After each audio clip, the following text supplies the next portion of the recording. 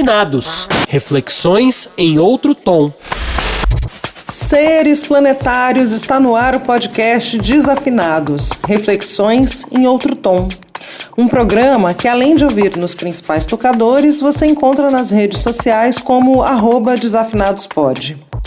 Aqui nós fazemos conversas semanais sobre alternativas para um mundo em transformação. Nessa missão estão comigo Márcia Fraguas. Olá. E Ivan Silva. Oi. Eu sou Nancy Silva e o tema de hoje é negacionismo. Existem algumas teorias sobre o que leva a sociedade ocidental no início deste século a viver em um mundo com tanto conhecimento acumulado e de costas para os fatos, dados e produção de conhecimento. O nome disso é negacionismo, cuja presença desestabiliza consensos, propõe falsas questões, confunde debates e impede que se estabeleçam discussões, digamos, mais construtivas. Mudanças climáticas, doenças antes erradicadas que voltaram por conta de campanhas anti-vacinação, revisionismo histórico, terra plana. Vem com a gente, porque nós também queremos entender. Para conversar sobre esse assunto, hoje a gente tem uma historiadora. Então eu pergunto, Carol, quem é você, o que você faz, do que vive, como se alimenta?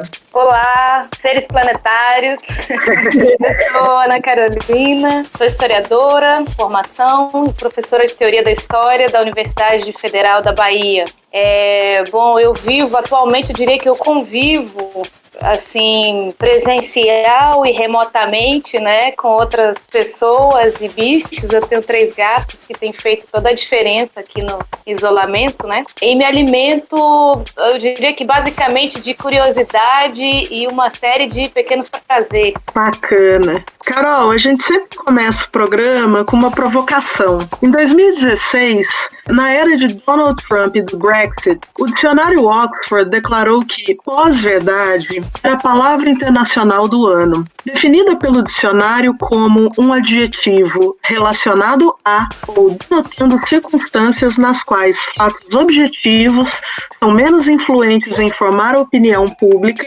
do que apelos à emoção e à crença pessoal. Perguntamos, o que esse adjetivo tem a ver com negacionismo? Eu acho que essa pergunta é fundamental, né? E particularmente eu enxergo a pós-verdade, esse apelo às emoções, às crenças pessoais, como um dentre outros sintomas de uma grande transformação, né, que é a sociedade do digital. E o negacionismo tem tudo a ver com isso, né? Eu estou dando início a uma pesquisa que trata exatamente desse fenômeno, que na minha percepção é diferente dos negacionismos conhecidos, né, do século passado, negacionismos históricos de eventos como o Holocausto dos Judeus, que talvez seja o mais conhecido de todos, né? E é justamente as especificidades, as características próprias desse negacionismo que tem surgido, em alguns casos ressurgido, especialmente nos últimos 10 anos, que tem me desafiado, né? É o que eu quero, de fato, entender. E embora esse tipo de negacionismo tenha, assim, algumas características semelhantes com os que a gente conhece do século XX, como estar vinculado a teorias conspiracionistas, né, a negar total ou parcialmente a realidade, ou ter uma relação também muito seletiva com os testemunhos, né, eleger aquilo que confirma o que eu já penso desde o início, descartar o que discorda de mim, né, porque eu já tenho uma tese. Esse é o pensamento, digamos, o modus operandi, né, do negacionismo. Tem algumas características que são próprias desse fenômeno mais, digamos, recente, né, dos últimos 10 anos. Em parte, isso tem a ver com alcance, com impacto, mas principalmente tem a ver com o vínculo com as mídias digitais, com o fenômeno do digital, né? E aí uma das questões primeiras que eu comecei a me perguntar foi que, embora pareça óbvio essa relação entre esse negacionismo e o digital, na realidade é uma relação bastante complexa e que, para a gente entender, a gente tem que dialogar um pouquinho com a teoria da computação, entender um pouco da própria linguagem computacional, porque, na minha percepção, a gente está vivendo um processo de transformação comparável à invenção da escrita e o impacto dessa invenção sobre a cultura da oralidade, né? Então, é pensar de que modo a cultura do digital impacta a nossa percepção das coisas, das relações, do mundo, né?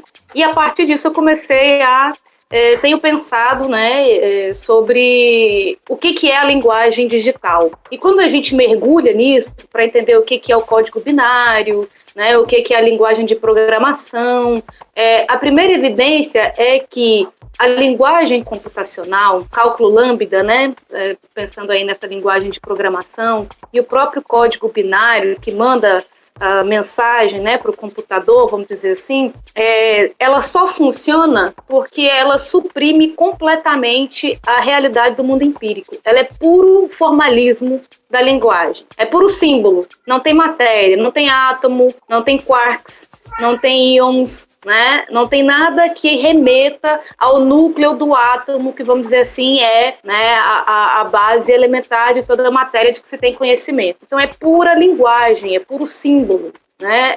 E justamente por ser puro símbolo, né, permite aí todo tipo de ilusionismo. Basta a gente pensar, por exemplo, numa série de aplicativos e programas de manipulação de imagem, né, de manipulação audiovisual, de simulação de áudio, né? Então tudo isso são fenômenos próprios, característicos da sociedade do digital, né? Então, o que eu tenho pensado, assim, sobre essa relação entre pós-verdade e negacionismo, em primeiro lugar, diz respeito a considerar que a contrafactualidade, não necessariamente o negacionismo, né? Mas a contrafactualidade, o distanciamento do factual, do empírico, do material, é pré-condição do digital. Então, isso significa que, para a gente entender a sociedade contemporânea, em que mais de 51% da população total do globo, né, mais de 51% de toda a população global, tem acesso navega pela internet, né, na rede www, né, isso significa que são mais de 3,9 bilhões de pessoas conectadas, hiperconectadas, né, em vários dispositivos celulares, computadores, tablets, mas também outros talvez menos usuais, como máquinas de lavar, geladeiras, né, smartwatches. Então tem uma série de equipamentos que fica conectado, né, o tempo todo. Então essa relação entre negacionismo e pós-verdade, na minha percepção, exige que a gente primeiro entenda que o a priori, ou a pré-condição, a característica primeira da sociedade do digital é a contrafactualidade. E o que isso possibilita, né? Em termos de simulação, em termos de ilusionismo, né? Então, eu diria que a primeira aproximação, né, entre essas duas categorias, o negacionismo e da pós-verdade, diz respeito a esse a priori contrafactual, que é a condição primeira para a linguagem computacional e para a existência do digital, digamos assim, né? E, Carol, né, a sua pesquisa é isso, né? Quando é que a gente deixou de considerar a realidade, né? Quero que você discorra um pouco mais sobre se, de fato, essa ruptura foi com esse digital e ele puramente. Agora, o que eu acho interessante, aí são duas coisas, né? A primeira é se a inteligência artificial resolve grande parte da nossa vida e esse mundo de símbolos, para a gente só vai restar a realidade e ser gente. Então, como é que você enxerga, primeiro, essa ruptura do digital e também como as pessoas foram sugadas, né, assim, como zumbis mesmo, pior que o Walking Dead, para essa realidade de símbolos, assim?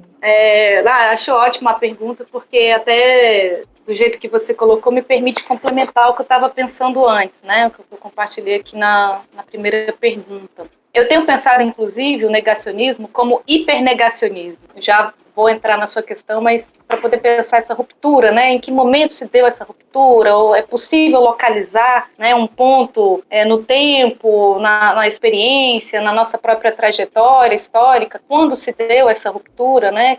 A partir da experiência do digital? Eu também me pergunto isso e eu acho que é possível, não datar assim, né, com muita precisão, mas identificar sim uma origem com uma certa margem de erro, né? Está dentro desse fenômeno abrangente que eu estou chamando de hipernegacionismo, né? Esse prefixo hiper está relacionado tanto à realidade hiperbólica que o digital proporciona, né? Uma produção estratosférica de dados, né, como algumas terminologias também, como hipermídia, hipertexto, hiperconectividade, né? Então eu tenho pensado também em termos de hipernegacionismo. E aí, para tentar responder a sua questão, Nancy, tem algo que eu tenho chamado de o paradoxo do hipernegacionismo. Em que consiste esse paradoxo? Ao mesmo tempo que a gente pode pensar numa origem contrafactual que dá origem, né, que faz emergir esse hipernegacionismo, ele também gera uma outra face, que é uma espécie de hiperrealidade. Em que sentido? Justamente pela linguagem digital, né, e justamente pelo fato de termos atualmente mais de 50% da população global com acesso à internet, a gente compartilha dados pessoais, privados, né, numa quantidade estratosférica mesmo, né? E esses dados, na medida em que eles podem ser coletados, monitorados, manipulados, é possível conhecer a psique humana numa dimensão microscópica, né? E na medida em que se conhece isso, inclusive dimensões do nosso inconsciente, que é acessível através de uma leitura de informações sobre o que a gente curte, o que a gente compartilha, sites que a gente acessa, o que a gente compra, sites que a gente visita, tudo isso revela dados, né, sobre o nosso comportamento, como a gente pensa, mas também dimensões que nem a gente sequer tem consciência, né? Então, esse tipo de acesso, na medida em que isso se torna manipulável, é que a gente vê aí emergir esse princípio da pós-verdade, que é a manipulação dessas emoções. Então, eu diria que talvez essa ruptura aí, o ponto de origem dessa ruptura, venha desse paradoxo, né? Ao mesmo tempo que nós temos uma linguagem puramente formal, né, que prescinde da realidade do mundo empírico, né, prescinde da factualidade, justamente essa linguagem possibilita o compartilhamento de dados em uma escala estratosférica que possibilita o conhecimento microscópico dos nossos comportamentos, né?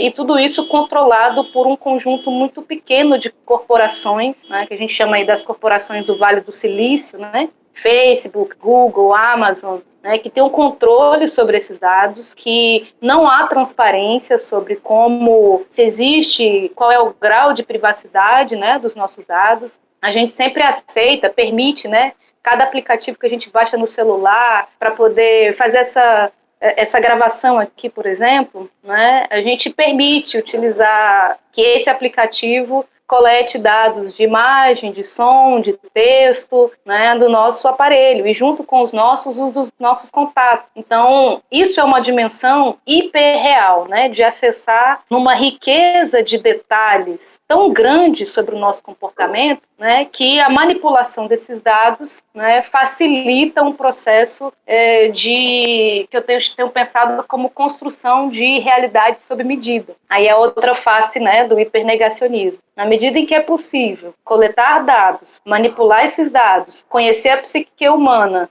numa dimensão de profundidade, inclusive inconsciente, né? É possível através de recursos como fabricação de fake news, né? Produção de material de origem duvidosa, vamos dizer assim, né? Para se adequar às demandas de grupos específicos. Isso, na prática, funciona da seguinte maneira. Imagine aí 3,9 bilhões, na realidade, nos últimos dados da Unesco, são 3,4 bilhões de 2019, de usuários de mídias sociais como Twitter, Facebook e WhatsApp, em todo o mundo. 3,4 bilhões de pessoas. A dinâmica de coleta, monitoramento e manipulação de dados reduz essas 3,4 bilhões de pessoas a 16 perfis. São as personas.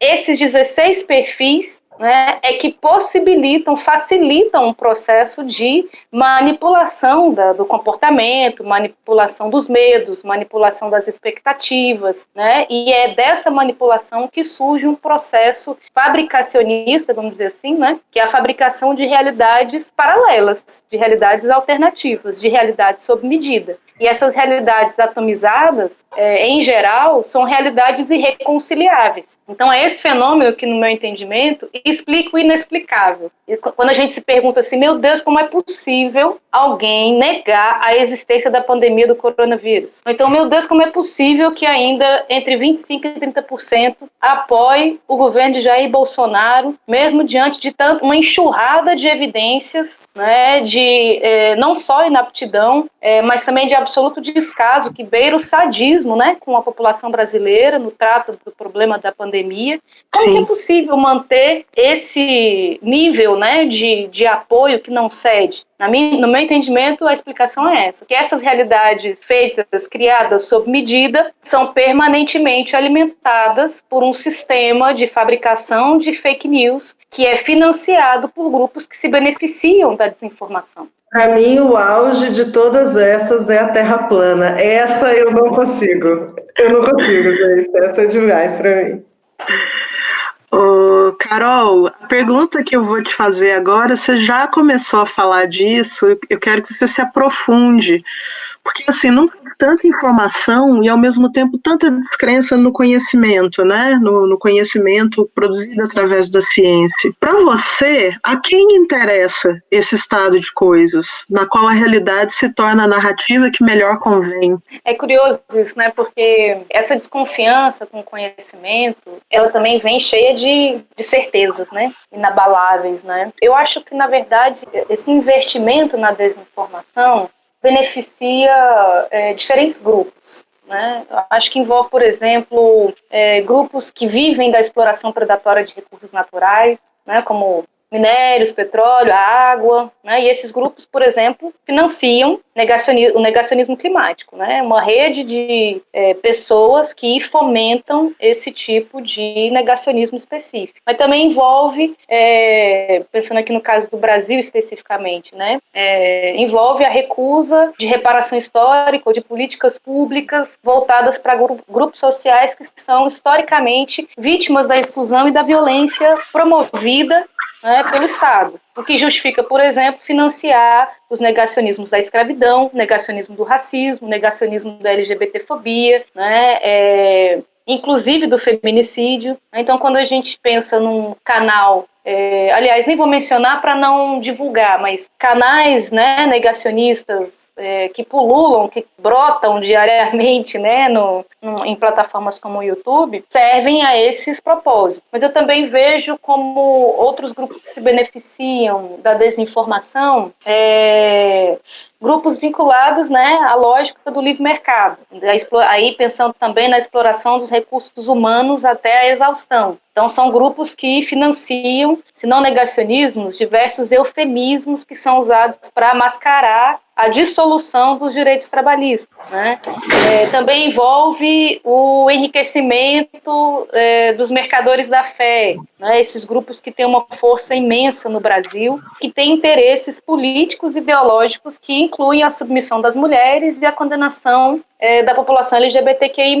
Então, esses grupos também se beneficiam e financiam campanhas e discursos de ódio contra essas populações. Então, de um modo geral, eu diria que, assim, talvez dê para a gente pensar em negacionismos mais abrangentes, como esse, negacionismo climático, negacionismo histórico, né? O terraplanismo, de fato, assim, ainda é uma coisa que me desafia, assim, qual é o tipo de benefício que isso traz, fora, assim, o grupo de alguns milhões, né, de adeptos, que criam entre eles ali uma dinâmica de benefício de benefício próprio, mas do ponto de vista corporativo eu ainda não consigo enxergar como é que quem se beneficia disso como algo comparável, por exemplo, ao negacionismo econômico ou ao negacionismo climático ou ao negacionismo histórico, né? Mas eu diria que dá para a gente pensar assim, uma diferença entre esses grandes negacionismos ou negacionismos de alto impacto e negacionismos ordinários, porque a gente também tem experimentado isso, né? Negacionismos de coisas corriqueiras, cotidianas, né? Uma banalização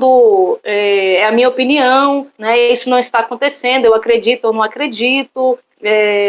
Que para mim isso está relacionado a esse fenômeno mais abrangente que eu estou chamando de hipernegacionismo. Mas quando a gente pensa nesses negacionismos de grande impacto, aí eu vejo mesmo como grupos, corporações, né, grupos de empresários, de grandes corporações. Estava pensando aqui no caso brasileiro, né? Quem financia esses negacionismos, quem financia o discurso de ódio, né, ao que tudo indica, está vinculado a empresas, empresários individuais que financiam uma rede de desinformação. Então, acho que nesse caso, pensar quem se beneficia em larga escala significa pensar de modo corporativo, né? Quem são essas corporações que se beneficiam? Eu queria fazer uma colocação para você, te ouvindo falar que é paradoxal mesmo, né? Porque ser negacionista, você tem que estar no campo da certeza, né? E a certeza está no campo da crença. E o que fazer quando você ouve institucionalmente, no governo brasileiro, por exemplo, dizer que a universidade não desenvolve pesquisa, mas desenvolve balbúrdia, né? Porque eu acho também que esse tipo de mensagem corrói bastante, né, a reputação de cientistas, quer dizer, são pessoas que não trabalham, bolsistas, se beneficiando do Estado para não fazer nada. Como é que você vê isso? Porque também me parece que essa é uma componente que entra nessa história, né, de colocar pessoas que se dedicam à produção de conhecimento, instituições de produção de conhecimento, nessa berlinda perante o olho da sociedade. Você acha que isso reforça esse clima de, bom, não precisa tomar vacina mesmo, né? Porque você não precisa ter nenhuma confiança num conhecimento que está sendo produzido num lugar por pesquisadores, assim, quando você tem pessoas do próprio governo ligadas a áreas de educação dizendo esse tipo de coisa, né? Não se produz conhecimento na universidade, se produz balbúrdia, né? Sem dúvida. É uma estratégia deliberada de deslegitimação, né, de um conhecimento que é produzido com base em pesquisa séria, com protocolos éticos, né? Não tenho a menor dúvida de que é um projeto, né? É uma estratégia. Isso vai tornando todo esse campo muito distante, né? Do público leigo, do público médio, de quem lê jornal. Você ter acesso a esse tipo de colocação assim do Estado mesmo, o Estado brasileiro está dizendo isso, né? Ou indicar um remédio que não tem comprovação científica que funciona durante uma pandemia, né? Porque quando você tem uma pandemia na dimensão global que a gente tem, meio que fura isso também da gente ficar achando que tudo é discursivo, né? Você tem que confrontar com a realidade do corpo, né? Como é que faz? Em princípio seria isso, né? Mas a gente também tem testemunhado situações ainda mais inacreditáveis, que é uma recusa de aceitar o diagnóstico, né? Uma pessoa que perdeu, por exemplo, um parente por Covid, né? E a pessoa se nega a aceitar o próprio atestado de óbito. Então nega mesmo diante da morte, né? Explícita. Então, nem mesmo esse limite tem sido suficiente para confrontar, né, o efeito tão terrível, né, do negacionismo. Então, em princípio, eu considerei a possibilidade, assim, quando a gente, em março, né, quando o Brasil começou a entrar nesse processo da quarentena, do isolamento, eu pensei, nossa, a gente vai aprender da pior forma possível os limites do negacionismo e os terríveis efeitos do negacionismo. E eu fui percebendo com o passar do tempo que nem mesmo isso, né, justamente porque a máquina negacionista não para. né? A máquina de produção de fake news não para. Enquanto tem problema de oferta de leitos para pacientes em estado grave, tem também um laboratório de fabricação de notícias falsas, né, dizendo que os hospitais estão inventando, né, estão atribuindo o diagnóstico de Covid-19 para poder atacar o governo, como se fosse uma estratégia, né, dos hospitais e da categoria, né, dos profissionais de saúde, para num complô internacional para derrubar o presidente. Então, 1.200 pessoas morrem por dia para derrubar o presidente, né? É uma conspiração de outro país, né? A Nancy falou que tem dificuldade com terraplanismo. Eu tenho dificuldade com essa questão do Covid. É uma coisa que a gente está vendo acontecer, né? E mesmo assim o negacionismo está aí, né? O vírus é até comunista, né? É isso mesmo. Mas aí é que entra o que eu estava falando no início, de pensar uma mudança na percepção. Assim, quanto essa cultura do digital e os ilusionismos que ela promove, né, facilita esse processo, né, de acreditar no inacreditável e duvidar do que está ali na nossa cara, né? É realmente assim, desconcertante a gente acompanhar notícias de pessoas que vão para os bares, né, no meio de uma pandemia. E você fica se perguntando, né, como é possível, isso, é aquilo que eu estava falando, como é que você explica o inexplicável? Como é possível a pessoa duvidar dessa pandemia diante de tantas evidências em todo mundo? Porque aí todo mundo tem que estar errado, né? A Organização Mundial da Saúde está errada, todos os países que estão fazendo quarentena e desenvolvendo estratégias de enfrentamento da pandemia estão errados. Todas as centenas de milhares de mortes não existem, né? De certo. Então, quando a gente pensa, quando a gente se confronta mesmo com esse grau, com esse nível de negação da realidade, é indispensável a pergunta: como que isso é possível? Como que isso, não só como é possível no sentido de o que gera isso, mas como isso é mantido e alimentado. A máquina da manipulação, veja, né? É um conjunto. É vigilância, né? É o capitalismo da vigilância, né? Como vem sendo trabalhado na bibliografia especializada sobre isso, ou tecnopolíticas da vigilância, monitoramento, vigilância e manipulação de dados. É uma parte. Né? Mas tem uma face também fabricacionista de realidade sob medida. Enquanto tudo isso está acontecendo, né, o negacionismo só engorda. Porque, veja, mesmo quando a gente tem sucesso na militância da internet de superfície, vamos dizer assim, né, na rede www, mesmo quando a gente ganha, por exemplo, quando a gente consegue subir uma hashtag, né, que altera minimamente o rumo das coisas, e a gente pensa, porra, hoje é um dia pra gente comemorar, a gente conseguiu barrar um negócio aqui, né, barrou o retrocesso. Mesmo quando a gente ganha, a gente perde. Por quê? Porque a gente está ali fornecendo dados e mais dados, né, para os nossos, digamos, inimigos invisíveis, né, que estão por trás desses operadores, desses pensamentos automatizados que são os algoritmos e como eles funcionam, para voltar a manipular. Então, imagina, a gente pode desenvolver inúmeras estratégias de resistência online, né, e ao mesmo tempo fornecer ali de mão beijada para quem nos controla e manipula as nossas estratégias. Então, mesmo quando a gente ganha, a gente perde. É por isso que essa máquina não para, né? Então, eu acho que a sua pergunta também, Márcia, tinha um pouco de... que acho que todo mundo se faz essa pergunta, né? Que é, como é que a gente enfrenta? Como é que a gente lida com isso?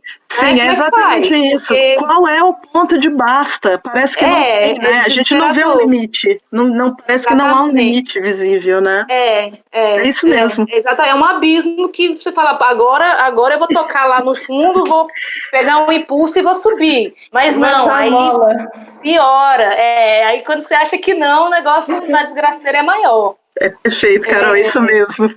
Não é? E é assim, né? A gente está nesse período que quando você acha que a mentira, a bobagem chegou num grau, aí aparece um sujeito e fala assim, mano, agora eu vou inventar um bagulho que vocês vão desacreditar. Aí o cara solta lá, a terra na redonda. Uau, pronto, aí, mas essa já foi, vamos ter que inventar um outro bagulho. Racismo não existe. né? Aí, parece que eles ficam disputando, né? Quem é que vai inventar a mentira mais maluca, assim, é um campeonato de falta de vergonha na cara, né? E falta de verdade.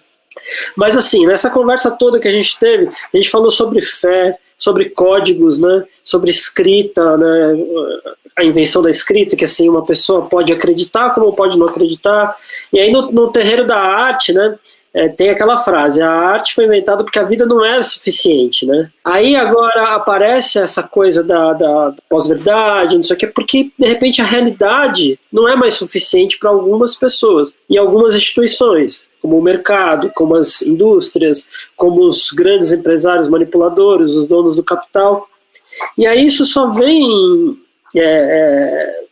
culminar num negócio que as pessoas estão parando de duvidar, elas acham que duvidar não é mais necessário, né? Quando te falam, Deus provê, é porque Deus quis, ou então, porque as coisas são assim, ou então quando você chega no estádio de futebol e aí você vê um coro gigante falando, eu acredito, seu time tá uma merda, mas aí alguém tá lá, eu acredito, sabe? Do tipo, você cantar o hino, o time vai ganhar um jogo só porque você cantou o hino. Então, essa coisa do acreditar, né? Eu penso numa frase que foi atribuída por Carl Sagan, né? Que eu não quero acreditar, eu quero conhecer. E eu acho que o conhecer, você tá na dúvida, no terreno da dúvida mesmo, né? E assim, eu te pergunto, depois dessa volta toda maluca que eu dei, como é que a gente pode resgatar essa coisa do benefício, que algumas pessoas chamam de benefício da dúvida, mas a necessidade da dúvida, porque sem a dúvida a gente não é porcaria nenhuma, velho. Como é que a gente pode resgatar isso, de duvidar? Olha, Ivan, assim, eu adoraria ter uma uma resposta estilo receita de bolo, né? Falar, coloca aqui tantos gramas disso, um copo de leite, outra xícara de farinha que vai dar tudo certo. Quem me dera tivesse essa fórmula, né? Eu, na verdade, acho que assim, a gente está... O que eu observo, né, como eu vejo, é que a gente está, de fato, num momento de transição de época, né? Dá para pensar uma transição do analógico ao digital, né? Não que o analógico desapareça, né? Mas uma transição de épocas históricas, né? Que tem a ver com o desenvolvimento dessas novas mídias. O fato é que, para mim, assim, o grande desafio é a gente aprender a lidar com as armadilhas do digital, né? Então, a gente já tem caminhado na direção, por exemplo, do debate sobre regulação e regulamentação, né, da internet, no sentido de tratar os dados e a privacidade dos nossos dados pessoais como um direito humano, né, para evitar justamente esse tipo de manipulação que leva a essa situação catastrófica que a gente está testemunhando, né? Mas eu acho que há também, assim, um desafio que é algo como uma espécie de letramento digital, né? Aprender a como funcionam, aprender o que é o algoritmo, como é que isso funciona, como que as bolhas são construídas, né? Por que o meu feed do Facebook é diferente do seu, né? A gente não tem transparência sobre como funcionam, né, os algoritmos das mídias sociais, como Facebook e Twitter. A gente não sabe quais são os critérios, né? Então, esse tipo de letramento, entender como que eles funcionam, como funcionam os vieses e subjetividades dos algoritmos, né? Saber que, por exemplo, mais de 90% dos programadores no Vale do Silício são homens brancos, né, jovens de classe média alta. Então, isso interfere, né, no modo como os algoritmos são programados, né? Eles trazem vieses sexistas, racistas, elitistas, né? Ao mesmo tempo, são algoritmos que são produzidos desde um lugar, digamos, imperial, né? Que são os Estados Unidos. Então, tem uma relação com os países da América Latina, os países africanos, os países do sul global em geral, né? Que é uma relação de dominação. Enfim, então, saber disso, saber que existe gente por trás, né, dos programas, dos aplicativos, né, da dinâmica dos algoritmos, é fundamental para entender como que se dão essas relações de poder. Mas isso é um processo de letramento, né? É um processo de educação digital, vamos dizer assim. Então, acho que a gente pensaria aí, Ivan, como algumas frentes, né? Do ponto de vista da legalidade, vamos dizer assim, né? Essas frentes passam por um debate sobre regulação e regulamentação, né, da internet, de modo que a internet deixe de ser esse faroeste, né, e esse bang bang aí de vale tudo, né, passa por um letramento digital, porque a regulação e a regulamentação nunca foram garantias, né, de que as coisas funcionem bem, e também passa por um outro tipo de ativismo que está sendo recuperado, vamos dizer assim, né, que é o ativismo do anonimato, né? O ativismo que se dá fora da internet de superfície. Então, há quem chame de cyberativismo, há quem chame de hackerativismo, né? Mas que são formas também de buscar ou revelar a transparência, né? Ou buscar a transparência e revelar dados ultra secretos de modo a beneficiar os usuários que somos nós, os usuários das mídias sociais, os usuários da internet. Então, acho que é um conjunto, na verdade, Ivan, de fatores, né? E o que dá assim, muito dessa angústia na gente, que eu penso que a gente está experimentando agora, pela primeira vez, os piores efeitos dessa transição. Né? Então a gente tá todo mundo meio tonto, assim, a impressão que dá conversando com as pessoas é um pouco essa, né? Fica todo mundo meio assim, o que tá acontecendo, né? Como isso é possível? Gente, que porra é essa? Né? Ou no mineirês, um cotô, né? Por um covô, né? Então essa sensação de estar perdido, de estar perdida, de não conseguir entender o que está rolando, eu acho que é bem característico desses períodos, dessas experiências de transição. Né? Uma outra coisa que eu acho que é importante a gente também discutir, conversar, é sobre os dados que a gente compartilha. Né? Existe também uma ansiedade muito grande, nossa, de querer fazer a diferença, né? De querer militar nas redes, né? E com isso pensar que basta dominar ali os códigos, né, das redes sociais online para poder militar e ganhar essa luta, mas não é bem assim, a gente está lidando com um inimigo oculto muito poderoso, né? Então essa é uma coisa. E outra coisa que diz respeito a um comportamento mais corriqueiro, que é importante que a gente tenha cuidado, sobre, por exemplo, divulgar, compartilhar fotos, vídeos de crianças, né? Isso é extremamente comum, corriqueiro, né? Pais e mães fazem isso, avós fazem isso com muita frequência. E não se sabe, a gente não tem como saber hoje qual vai ser o impacto dessas fotografias dessas crianças que circulam na rede, porque nada se perde, tudo fica ali. Né, numa cultura digital que ainda não tem muito espaço para o esquecimento, fica tudo ali disponível. Então, como é que a gente vai regular, por exemplo, né, a vontade ou o direito à privacidade de uma criança menor de idade cujos pais ou avós divulgam fotos? Então, tudo isso passa por uma necessidade de educação ou letramento digital, né? Eu acho que a gente está engatinhando nessa direção. Ainda tem muita coisa para a gente enfrentar e, infelizmente, eu não tenho assim uma mensagem de muito otimismo para oferecer. Adoraria ter, mas eu acho que a gente ainda vai apanhar muito mesmo assim, para encontrar ou desenvolver ou criar estratégias de enfrentamento, né, dessa realidade distópica que a gente está vivendo. Eu espero que não demore. E ouvindo você falar, eu pesquisando para essa pauta de hoje, tem um dado que me deixou absolutamente chocada, né? Que 75% das pessoas, entre uma resposta da ciência ou uma resposta que um líder espiritual dê a essa pessoa, fica com a resposta desse líder espiritual. Ela crê mais na resposta desse líder espiritual que num estudo ou numa comprovação, um dado. E no contraponto disso, vendo uma entrevista antes de entrar nessa gravação de hoje, eu vi o Pedro Cardoso dizer uma coisa muito interessante, que é: o ceticismo é algo para as pessoas que estão com a vida resolvida, porque se você está numa bosta e precisa ir para outro lugar, você precisa acreditar em alguma coisa, né?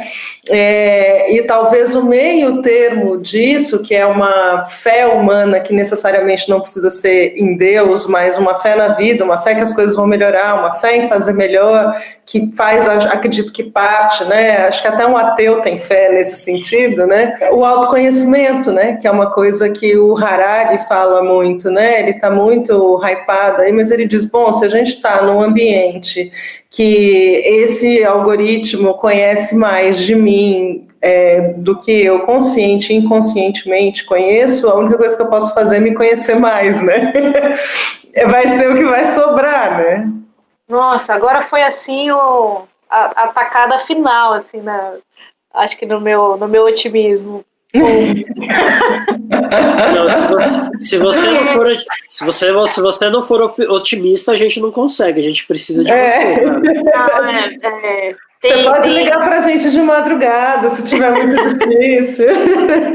Não, eu falo isso, mas eu me considero uma pessoa otimista. Eu estava conversando essa semana com a minha mãe, que mora em Goiânia, inclusive, né? Falando isso, falando, olha, eu estou me planejando, assim, tudo, né, para que esse cenário de pandemia dure ainda um bocado de tempo, mas eu não vou negar que eu cultivo, assim, internamente, né, um otimismo de que essas pesquisas que estão sendo desenvolvidas no Brasil, né, de fato disponibilizem uma vacina no final do ano, né, como existe essa estimativa. Então, na realidade, assim, no fundo, eu sou uma pessoa otimista.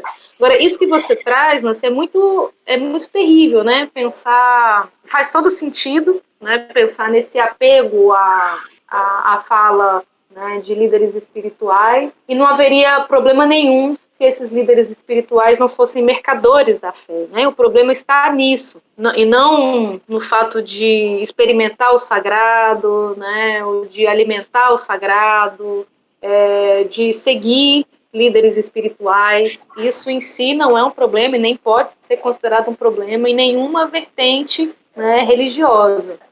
O problema, né, é quando a gente tem aí lideranças espirituais que na realidade não são bem isso, né? São fundamentalistas, são preconceituosos, são exploradores, né? E é esse fenômeno que preocupa, né? É esse o fenômeno que nos desafia.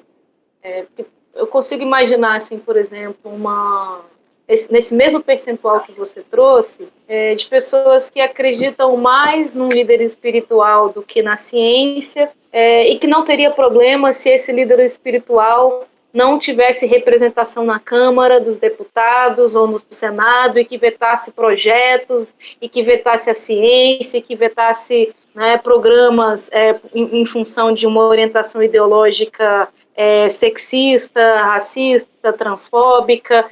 Aí não haveria problema. O problema é justamente essa fusão, né, entre uma suposta liderança espiritual e esses lugares, esses cargos políticos formais, né, esse poder de manipulação e esse poder de financiar o obscurantismo, né? Então, isso é um problema, e é nesse sentido que eu digo que sua fala me trouxe um pouco de enfim, né, de angústia, uma nova angústia. O Pedro Cardoso você lembrou aí, foi do Pedro Cardoso? Como que foi? Não, essa é uma matéria da revista Piauí, né, que traz uma esse dado sobre negacionismo. Agora, a fala do Pedro Cardoso é que o ceticismo é para quem está com a vida resolvida, né? Sim. E aí eu acho que tem um ciclo, né, disso, que se quem manipula a informação é o 1%, e consequentemente o 1% mais rico, num estado onde a base da pirâmide, que é os outros 99%, está cada vez mais pobre e precisa ter cada vez mais fé nesse raciocínio, a gente está aí numa balança muito complicada. Sem dúvida. É justamente o luxo do ceticismo, vamos pensar assim, né, dialogando aí com a expressão do Pedro Cardoso, que torna essas pessoas manipuláveis, né? Ou seja, quem não desfruta desse luxo ou do privilégio do ceticismo, né? E é com isso que esses mercadores da fé jogam. Né? É exatamente com isso que eles jogam.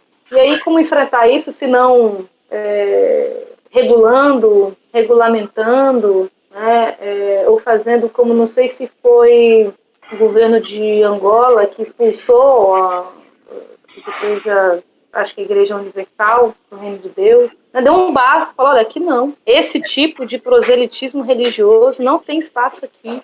Porque é isso, não é um projeto, não são líderes espirituais, né? É um outro tipo de projeto. É com isso que a gente está lidando, né? Não é com... Lamentavelmente, né, tem aí uma série de pessoas que são enganadas, né? Por diversas razões, inclusive por essa, né? Dos anseios, da desesperança, enfim, uma série de experiências e sentimentos que torna, né, as pessoas mais vulneráveis. E tem uma estratégia mesmo de construção de base, né, dessa dependência e dessa fidelidade, né? É uma exploração deliberada da vulnerabilidade das pessoas, por isso que é tão perverso, né?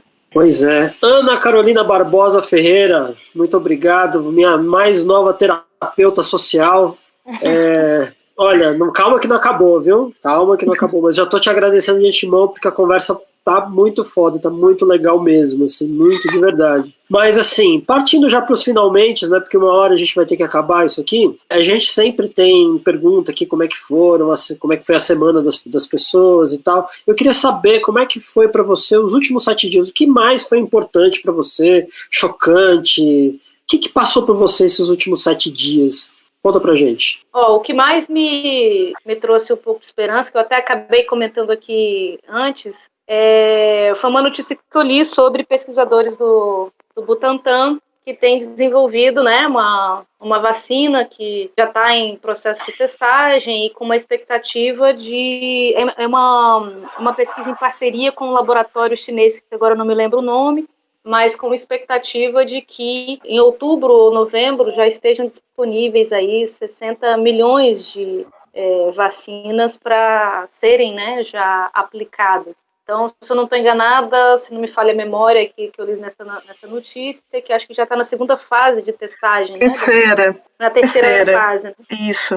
E aí foi, né, essa semana, assim, foi o que mais me trouxe esperança, né, revitalizou, assim, né, a minha expectativa de que a gente tenha uma saída, né, tenha aí uma expectativa de sair dessa situação, porque considerando o cenário político brasileiro, o que pode nos tirar disso é vacina, né? E olhe lá, porque também já estou eu aqui dando banho de água fria de novo, né? Mas porque como a gente não tem nenhuma diretriz de enfrentamento, né? Ao menos no nível do governo federal, a impressão que dá o tempo todo enquanto não tiver vacina, a gente está sem rumo, né? Então foi essa, Ivan, o que aconteceu aí na semana foi ler essa notícia que me deu aquele, né? Aquela vontade de respirar, né? Aquela vontade de respirar, aquele gás, pensando, poxa, vai rolar, a gente vai conseguir sair dessa antes do que a gente imaginava. Pois é, e falta de diretriz, você sabe que é a especialidade desse nosso governo, né? Então, de falta de diretriz, a gente não vai sentir, né?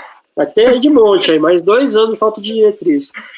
Seguindo aqui, eu quero perguntar para Nancy, o que passou para ela nos últimos dias aí? A Coca-Cola mais preocupada com as fake news do que o Carluxo, né? Coca-Cola fazendo boicote no Facebook Facebook e Google Company, porque não existe capitalismo se não existe mundo, né, minha gente? Não sei se vocês sabem, mas é isso.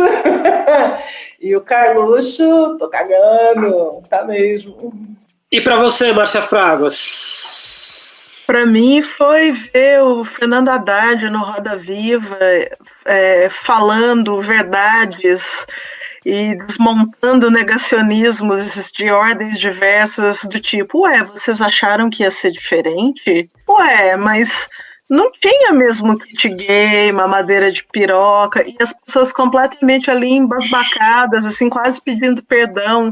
E a tristeza, Carol, que dá de ver uma coisa dessa é assim, Olha, se convidaram ele para ir no Roda Viva, para ele falar essas coisas, desconfio que você já perde demais, viu? Sabe aquele ponto que você dá, assim, razão pro inimigo, né? Então, por um lado, lavou a alma, mas por outro, dá essa desesperança, né? Fiquei, assim, nessa ambiguidade, mas de qualquer modo, foi muito importante ver uma pessoa com a ética dele, assim, com a força que o discurso do Haddad tem, né?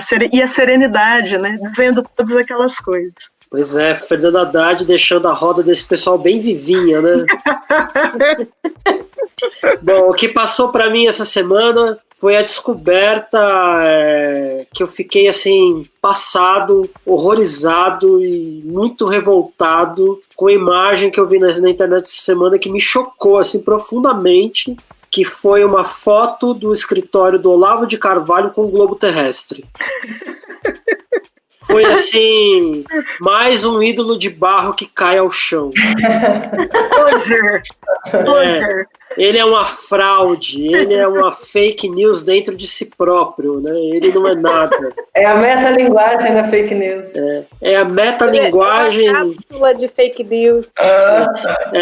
Sei lá, viu? Olha, bem que ele podia ser uma projeção astral inventada, mas não é, né? Então, olha, e para terminar mesmo, assim, para passar a régua, tem as dicas, né, que, assim, toda semana quem passa por aqui dá uma sua dica cultural, social, jornalística, receita de comida, o que quiser, para as pessoas poderem, depois que ouvir o programa, querer saber mais sobre o gosto de cada um daqui. E aí eu vou começar pela nossa entrevistada. O que você tem para indicar, Carol, para a galera se informar, saber, conhecer? Olha, como a gente estava aqui hoje discutindo negacionismo, eu vou me concentrar em sugestões sobre isso, né? E aí eu vou recomendar alguns podcasts sobre o tema. A Associação Nacional de História, solicitou a professora Alexandra Velar, que é da Universidade Federal de Uberlândia, que fizesse um trabalho de curadoria de vídeos e podcasts sobre negacionismo, que está bem interessante. Então, essa é uma das recomendações. Tem também 2 podcasts que foram gravados pela rede de pesquisadoras humanas, que está disponível no Spotify e também no site da rede, que é humanasrede.com, que trata do negacionismo no sentido abrangente, e um episódio em particular que trata do negacionismo da escravidão aqui no Brasil. Então, eu deixo aí a dica de acompanhar essa produção, né, que traz bastante informação, informação confiável, né, vinda de pesquisadores e pesquisadoras aí, de diferentes universidades brasileiras, e que pode ajudar aí a entender também esse cenário complicado, né, que a gente tá enfrentando. Muito bem, passando a bola agora para uma pessoa que tem um sotaque parecido com o seu, Márcia Fragas, qual é a sua dica? Também de Minas. Bom, eu vou indicar esse livrinho aqui, que é o No Enxame, Perspectivas do Digital, que é do filósofo Byung-Chul Han, que nasceu na Coreia, mas estudou filosofia na Alemanha, e esse livro fala como as mídias digitais transformam decisivamente o nosso comportamento, a nossa percepção, tudo que a Carol já disse, num âmbito consciente e inconsciente, e que a gente fica cego e estúpido, e essa cegueira e estupidez simultânea constituem a nossa crise atual. Então, No Enxame, Editora Vozes, Byung-Chul Han. Muito bem, Nancy Silva, sua indicação. Tenho 2 indicações essa semana. A primeira é uma mais manjada, mas acho que vale muito a pena assistir, que é o Privacidade Hackeada. Se você já assistiu, assista de novo, depois de ouvir essa conversa, porque é sobre isso. E a minha segunda dica é a estreia dessa semana, mais um podcast, Musicodália, feito pelo Ivan, pela Márcia e pela Virgínia, que estreia essa semana. Então, se você gosta de música, esse podcast tem que ouvir. Bom, a minha indicação são 2 também. Primeira indicação é o single novo do Mano Chao, que é o que me faz ter esperança que o mundo tem jeito. Bom, não preciso explicar muito. É só dar lá o cliquezinho no Spotify e entrar na viagem do cara, que é das melhores. E um outro livro que é o Tratado Geral sobre a Fofoca, José Ângelo Gaarça. Que, bom, falamos de negacionismo e de pós-verdade e tudo mais, a fofoca, né, tem que estar no meio disso daí, de repente. Muito bem, é isso aí. Desculpa, Ivan, como é o nome da música aí, do Mano Tchau? É verdade, eu dei metade do serviço, né? Pera lá. O nome é muito bom, é Salaryman, o Homem Salário. A música é sensacional, ele é sensacional e... Carol, obrigada, Carol. Siga em frente. Valeu, gente, obrigada. Muito obrigada. Espero que não tenha ficado assim tudo muito atrapalhado, porque eu não sou muito boa no improviso, não. Porra, se você não é boa, então... O podcast Desafinados é um programa independente feito em parceria com o Mundo Pensante e a Rádio 9 Minutos. E o link de contato dos nossos convidados está no texto de apresentação de cada episódio. Dúvidas, sugestões, ideias, entre em contato com a gente nas nossas redes sociais. @desafinadospod no Instagram e no Twitter. Acompanhe também a nossa página e o nosso grupo no Facebook e no YouTube Desafinados Podcast.